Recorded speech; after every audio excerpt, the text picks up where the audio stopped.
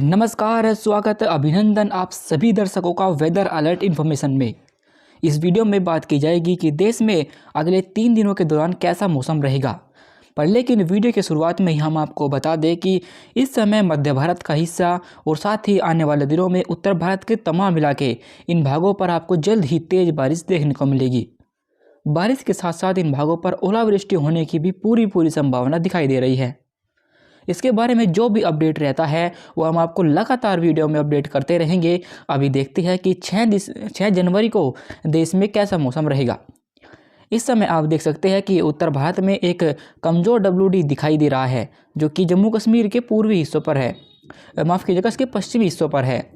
और साथ ही साथ एक अन्य सिस्टम भी है, एक चक्रवाती हवा के क्षेत्र के रूप में, जो हरियाणा और दिल्ली के ऊपर दिखाई दे रहा है। पर लेकिन ये चक्रवाती हवाओं का क्षेत्र मौसम को प्रभावित नहीं करेगा। इसी के साथ एक एंटी साइक्लोन भी है जो पश्चिम बंगाल के हिस्सों पर बना हुआ है। सबसे जो इम्पोर्टेंट फैक्टर रहेगा वो यही एंटी साइक्लोन रहेगा, क्योंकि इसमें जो हवाएं हैं वे लगातार ऐसे क्लॉकवाइज घूमेंगी और ये हवाएं बंगाल की खाड़ी की नमी को मध्य भारत के हिस्सों पर पुश करेंगी और यही नमी यहाँ पर आने वाली उत्तरी हवाओं से टकराएगी, जिसकी वजह से यहाँ पर एक कन्वेंस जोन डेवलप होगा और इसी वजह से मध्य भारत का पूर्वी हिस्सा और साथ ही छत्तीसगढ़, बिहार के कुछ हिस्से और पूर्वी उत्तर प्रदेश के दक्षिणी हिस्से और झारखंड, इन भागों पर आपको आने वाले दिनों में बारिश देखने को मिलेगी। यानी कल भी 6 जनवरी को भी इन भागों पर बारिश होने की संभावना दिखाई दे रही है। गुजरात और राजस्थान पर मौसम बिल्कुल साफ बना रहेगा। इसी के साथ एक अन्य ट्रफ रेखा भी है, जो एक निम्न दबाव का क्षेत्र बना हुआ है अरब सागर पर। यह ट्रफ रेखा यहाँ से लेकर मुंबई होते हुए इस चक्रवाती हवाओं के क्षेत्र तक पहुँच रही है। एक बार हम ये डिलीट कर दें, उसके बाद आपको अच्छी तरीके से समझाते हैं। एक अन्य ट्रफ रेखा भी है जो एक लो प्रेशर सिस्टम बना हुआ है यहाँ से ट्रफ गई हुई है ये महाराष्ट्र होते हुए इस चक्रवाती हवाओं के क्षेत्र तक। इसी ट्रफ के प्रभाव की वजह से जो हवाएं हैं वे लगातार बंगाल की खाड़ी से मध्य महाराष्ट्र के कुछ हिस्सों पर भी पहुंच रही है। साथ ही साथ केरल और तमिलनाडु और लक्षद्वीप पर आपको कई स्थानों पर बारिश देखने को मिलेगी। पूर्वोत्तर भारत पर भी हल्का मॉइस्चर दिखाई दे रहा है और यहाँ पर अरुणाचल प्रदेश पर कुछ हल्की बारिश हो सकती है। अंडमान सागर पर हल्की बारिश होने की संभावना रहेगी। आगे चलते हैं और 7 जनवरी के मौसम को देखते हैं। 7 जनवरी के मौसम को देखें तो WD आगे निकल जाएगा, पर लेकिन एक नया और स्ट्रॉन्ग WD इस समय ईरान और अफगानिस्तान के ऊपर दिखाई दे रहा है। साथ ही साथ एक चक्रवाती हवाओं का क्षेत्र भी है जो इसी के साथ पैरेलल आगे बढ़ेगा और 8 जनवरी की रात को ये सिस्टम जम्मू कश्मीर के पास पहुँच जाएगा। इसके बारे में लगातार अपडेट करते रहेंगे। अभी देखते हैं 7 जनवरी के मौसम को। 7 जनवरी को इस एंटी साइक्लोन की वजह से, साथ ही साथ इस निम्न दबाव के क्षेत्र की वजह से जो लगातार हवाएं है वे अरब सागर से और बंगाल की खाड़ी से यहाँ पर पहुँचेगी, जिसकी वजह से यहाँ ये कन्फ्रेंस जोन जो बना हुआ है उत्तर भारत की हवाओं से टकरा रहा है, जिससे यहाँ एक कन्फ्रेंस जोन जो है वो डेवलप हुआ है और इसी वजह से मध्य प्रदेश के तमाम इलाके और छत्तीसगढ़ और साथ ही बिहार के कुछ हिस्से, इन भागों पर आपको 7 जनवरी को भी हल्की बारिश देखने को मिलेगी।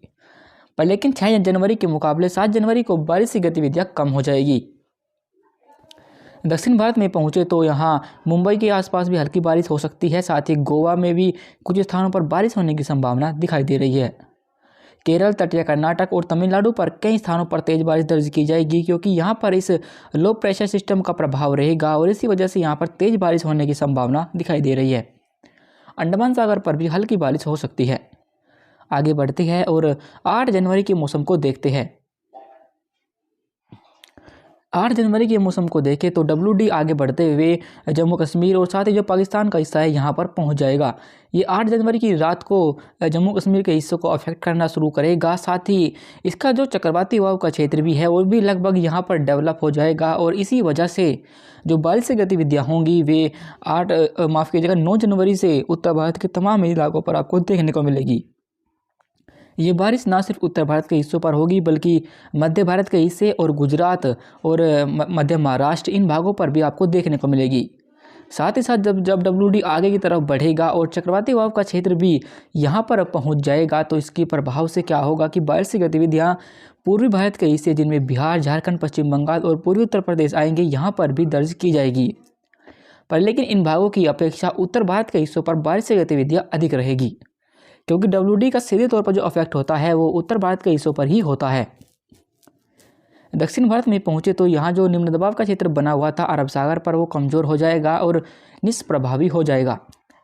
पर लेकिन फिर भी इसके कुछ अफेक्ट की वजह से दक्षिण भारत के हिस्सों पर आपको कुछ बारिश देखने को मिल सकती है। इस एंटी साइक्लोन की वजह से लगातार मॉइस्चर का फ्लो बंगाल की खाड़ी से मध्य भारत के हिस्सों पर बना रहेगा और यहाँ पर और साथ ही जो WD यहाँ पर पहुँचेगा, इन दोनों के मिले जुले प्रभाव की वजह से 9 जनवरी को मध्य प्रदेश के तमाम हिस्सों पर, गुजरात में और जो छत्तीसगढ़ का हिस्सा आता है यहाँ पर भी आपको बारिश देखने को मिलेगी। दक्षिण भारत में पहुंचे तो दक्षिण भारत में आप देख सकते हैं कि तमिलनाडु पर कई स्थानों पर मध्यम से तेज बारिश होगी, केरल पर भी कई स्थानों पर भारी बारिश दर्ज की जाएगी। साथ ही आंध्र प्रदेश के दक्षिणी हिस्सों पर भी हल्की बारिश होने की संभावना दिखाई दे रही है। तटीय कर्नाटक और आंतरिक कर्नाटक पर भी हल्के से मध्यम बारिश होने की संभावना बनी रहेगी। अभी फिलहाल वेदर अलर्ट इन्फॉर्मेशन में अभी के लिए बस इतना ही। वीडियो अच्छी लगी हो तो इसे लाइक करें और मौसम से जुड़े हर अपडेट को जानने के लिए यूट्यूब पर हमारे चैनल को सब्सक्राइब करना ना भूलें। धन्यवाद।